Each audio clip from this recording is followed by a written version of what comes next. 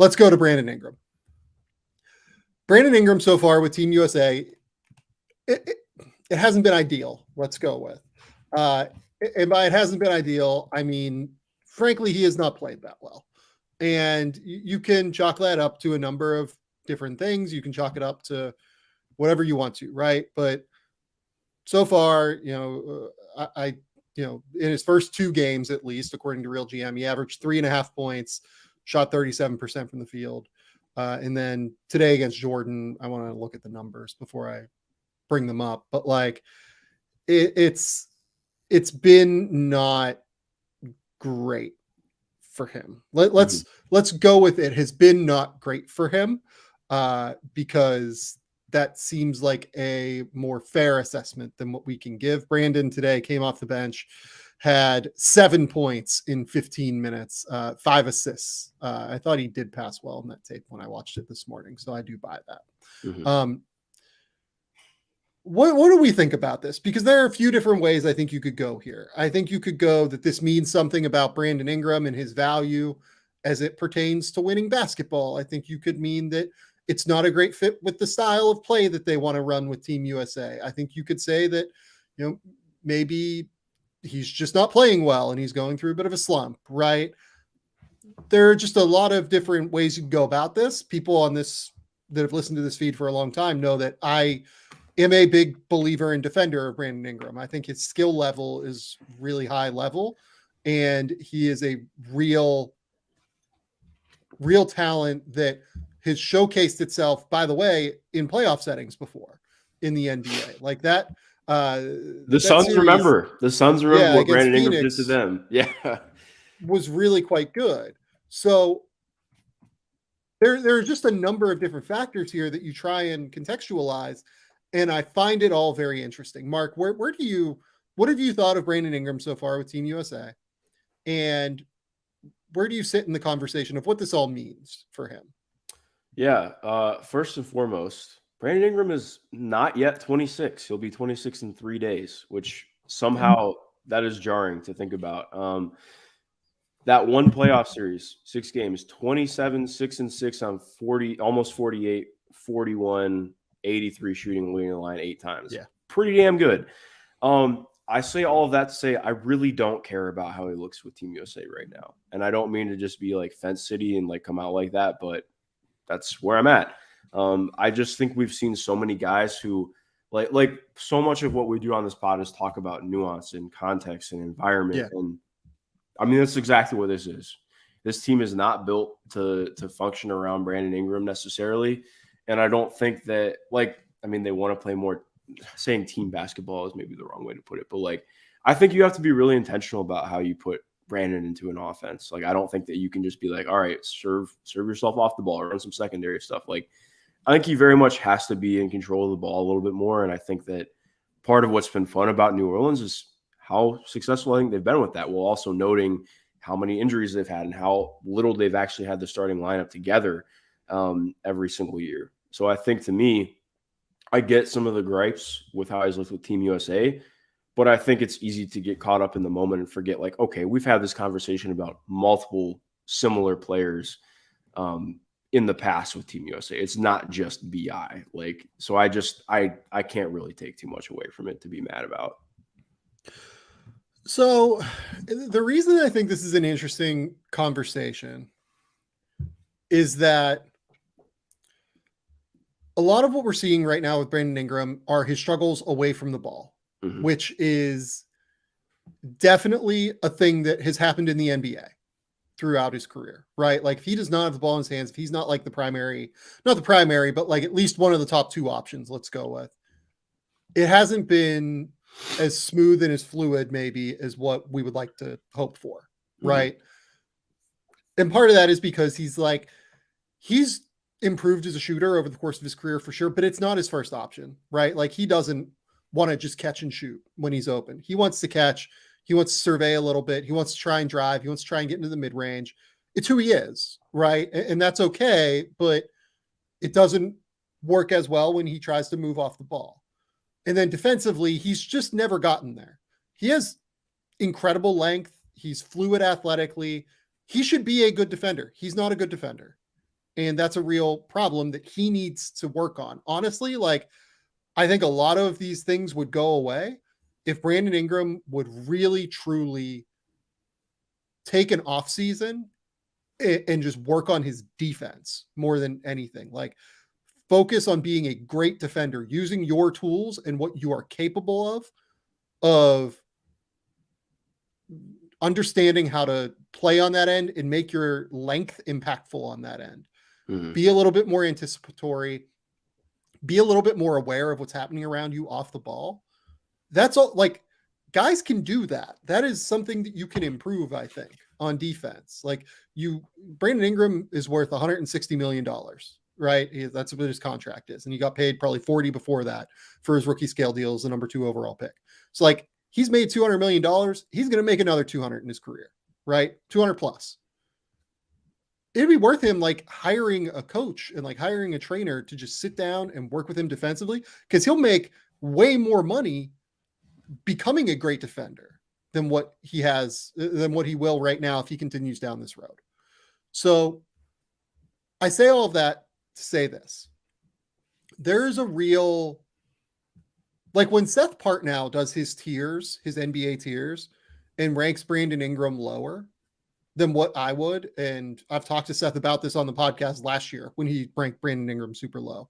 He ranked Brandon like in the 40s or 50s or something like that. Seth is not the only person in front offices that feels that way. If you talk to people that work in NBA front offices, the conversation will go one of two ways. It'll go, yeah, like, we really love Brandon's ability to create shots. We love his ability to get to mid-range. We think it would translate really well in the playoffs. We've seen it translate for those 6 games against Phoenix really well. And we think he has a chance to be a really great player long-term, given that he's still only 25 years old. And we have full belief in him. On the other side of that conversation, they'll ask, okay, is Brandon Ingram actually good enough with the ball in his hands to be a top 2 option on a great team? And I do think that is something of an open question at this point. And if he's not a good enough option to be a top 2 option with the ball in his hands on a great team that can win a title, right? That means you start sliding him back into that 3-4 hierarchy of players where defense matters more, where shooting off the catch matters more, playing off the ball away from your better teammates matters a little bit more. And would that be getting the most out of Brandon Ingram, given the price you're going to have to pay to have Brandon Ingram on your roster, essentially? So I think he is genuinely one of the most interesting players in the NBA, is kind of my point, because the talent is abundantly clear. His ability to create shots, his ability to get into the mid-range, to shoot over the top of everybody, to become like one of the most, frankly, dynamic mid-range shot creators in the NBA at a time where, despite what like the bad faith arguments about analytics will tell you, it does matter. Like, it truly, really does matter. And oh, by the way, last season, Brandon Ingram shot 52% in the 4th quarter. Like, he gets better later in games, and he shot 52% from 10 to 16 feet last year. Like, he is big time when the game like kind of comes down to it, because it's just really fucking hard to guard him. It is truly very difficult to guard Brandon Ingram. So that's a lot. Mark, take that wherever you want to go, because there's just a lot of different things that I threw out there. Yeah, there's a lot of things to take from that. I think I agree on the defense part, and I think the defense speaks to the largest issue with Brandon right now. And I think issue is almost too large of a way to conflate it, but it's consistency. And I think you can point to that on both sides of the ball, because as good as he is as an offensive threat, I think consistency in how he sees the court and how he attacks isn't always there, which is what's difficult, because I think we've had moments, especially I think it was 2021, 22. So obviously Zion was out, but he was, BI had come back from injury and was playing well towards the end of the year. It was during the stretch where he wasn't shooting the ball super well from 3. I think he was shooting like 30% from deep, but he had the best the best his playmaking has ever looked in his career. It wasn't Yep. like he was making snappy decisions. He was getting into the paint, drawing to, kicking, getting the ball going, like the kind of things that we've always wanted to see from him. And I think that's part of, not that he completely reverted back this year, but it was different settings, different circumstances. That's not what it looked like all the time. And I think that's what is difficult with BI, because I think it's easy to sell short, like, well, he doesn't do this, he doesn't do that. And I do think, to be fair, like, well, to warrant some of where you're at with him in terms of usage and whatnot, like, he has to be able to get more consistent with that. And then to kind of tie things back together too, like we talked about Alec Burks finding his role in the NBA when he was 28, 29. Like, yes, Brandon's been in the league this is going to be year 8, which is that's crazy to me.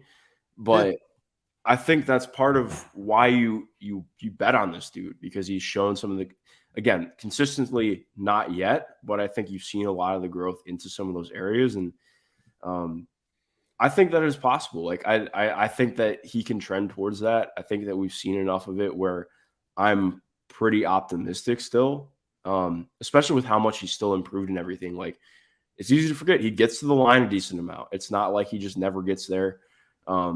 Like, the efficiency has climbed quite a bit in recent years to be above average now after struggling a little bit with that early on in his career.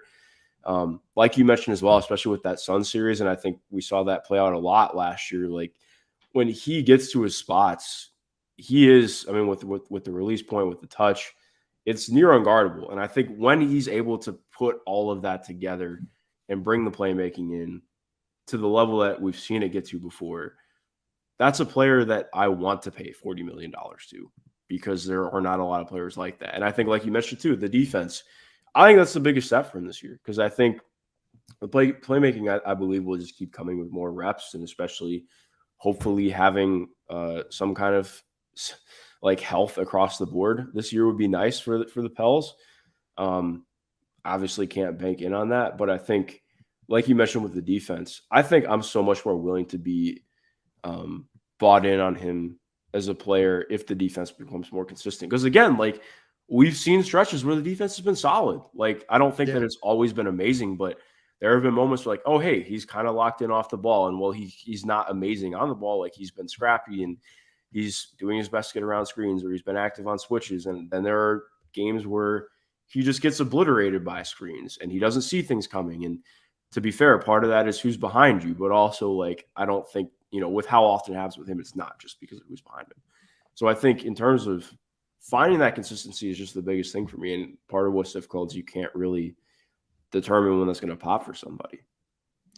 Yeah, it's really interesting to me to try and figure out why, for instance, why do we think that his 3-point attempt rate fell as drastically as it did this season? Like, is it really just a matter of maybe Brandon Ingram or Zion Williamson, like, missing a bunch of time? Like, I'm trying to look right now. Brandon Ingram's 3-point attempt rate numbers, when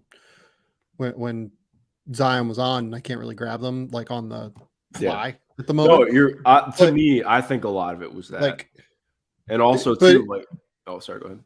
Well, it just, he took 6 attempts per game in 2020 and 2021, which, by the way, for me, those were his 2 best seasons, I thought.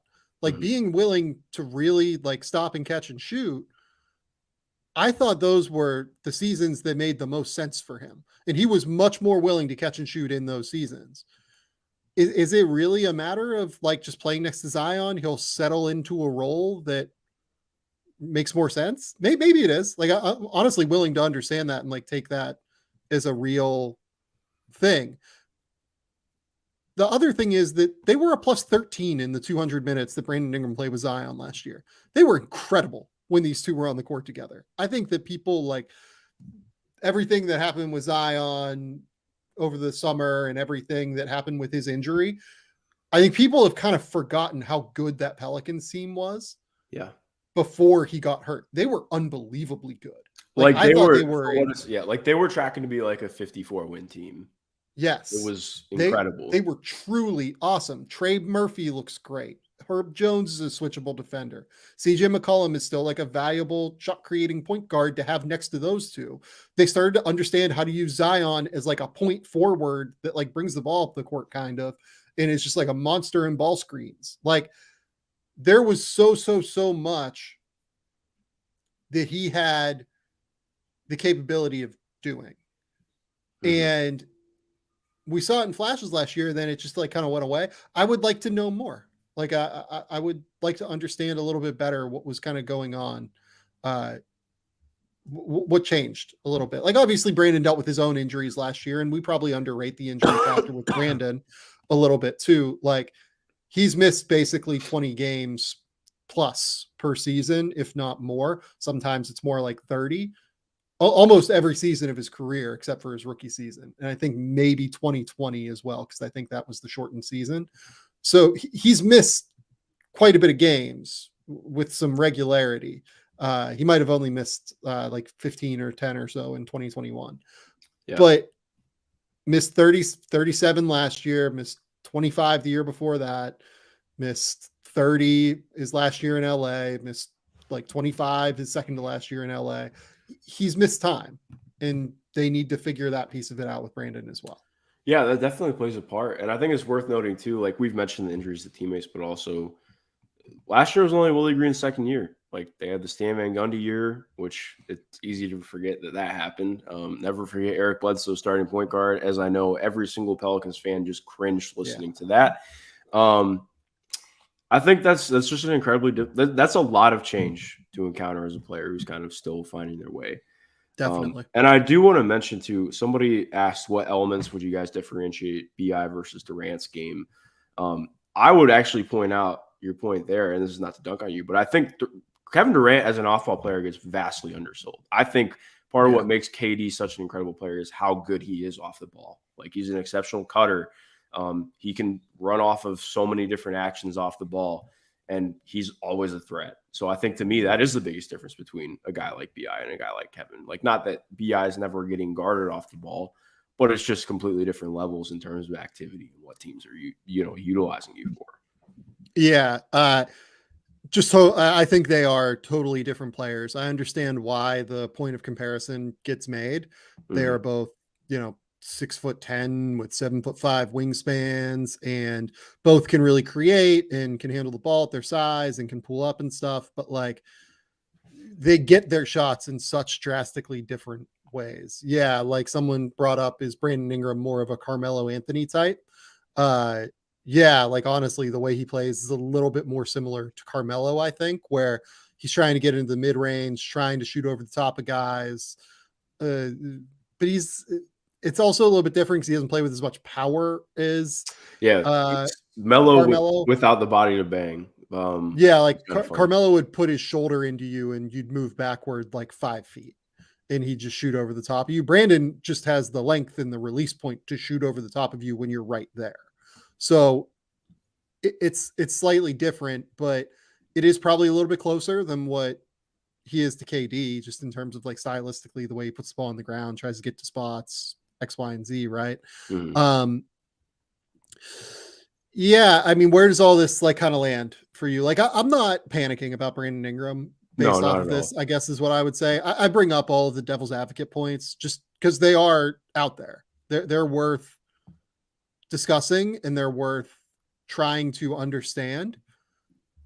I do think Brandon Ingram is developing and will be good enough on the ball to play with Zion Williamson ultimately. Now, if you're the Pelicans, your two best assets long-term now are two guys that do consistently miss time. And I think there's a real argument to be made that it might be worth diversifying that a little bit, maybe. For sure. But in terms of like the play on the court, I believe in Brandon Ingram and Zion Williamson, because what we've seen from them in the limited time they played together has been really quite exceptional. Yeah, no, I agree. And not to just be unfair to people on Twitter, but I think a lot of this just has to do with the news cycle. And this is what people have to talk about right now because it's a dead period in the NBA offseason. This is what, like the one game that everybody's watching is what Team USA is doing. and BI hasn't played well, so people are going to talk about it, which I get. But I also think, I don't know, touch grass. So there's a little bit of respectfully touch grass. We're taking it with a grain of salt. Touch grass tends to be your take on everything, Mark. Yeah, well, I just think that there has to be more of a we cannot just take one game as an opportunity to have an entire 5-tweet thread about why Brandon Ingram shouldn't be paid a max contract or something. Like, it's just too far. Please enjoy the hoops and take the thinking cap off for 5 seconds. Brandon Ingram, for what it's worth, they've played 1,500 minutes together over the course of the last 3 seasons. They have basically a plus 4.8 net rating in that time. When Brandon is on the court without Zion, it's a plus 1.3 net rating. When Zion is on the court without Brandon Ingram, it's a plus 2.8 net rating. And when they're both off the court, it's a minus 2.8 net rating. I say all of this to say that the evidence suggests that they elevate each other in a real way. I want to say one of the things, and again, because I know exactly what will be brought up is they have to get there first, and true. But in terms of talking about the playoffs, I think what is so essential about BI is that he is yes, he's played 6 playoff games, so I don't want to take it too far. But in terms of the kind of player who can do things for you in the playoffs that you just can't replicate, especially when things slow down, which I think is very fair to wonder when so much, not that Zion can't create in the half court, but what's so spectacular about healthy Zion is what that does for your pace, what that does for you in the transition game. When you can incorporate a guy like BI who can just go and score for you in a myriad of ways, in difficult ways that are hard to guard, and do it efficiently, you can't replicate that. And I think, again, it's just one of the difficult things where I think if this team were a little bit farther along and you'd maybe seen more of that happen, then maybe it's less of a question. But granted, that's just part of being a young team. I think that's right. And I just hope that they get some run this year to be able to play together. I know that Brandon, dude, I just can't wait for this team, man. I can't wait to watch this team play again. I know that Ingram has talked about at USA Basketball, we've only played X number of minutes together, CJ McCollum, Zion Williamson, and Brandon Ingram. And it'd be good to see them play together. When they've been out there together, they've been really great. And I think there's every reason to believe that they can be a top 4 seed in the West, frankly, because that's what we saw last year. Yeah. When they were literally the number 1 seed in the West at one point. So yeah, I'm really intrigued to watch them. And I know that Brandon is a real talking point right now.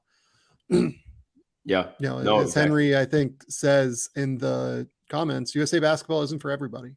I don't know that this means that Austin Reeves is a better player than Brandon Ingram for NBA basketball.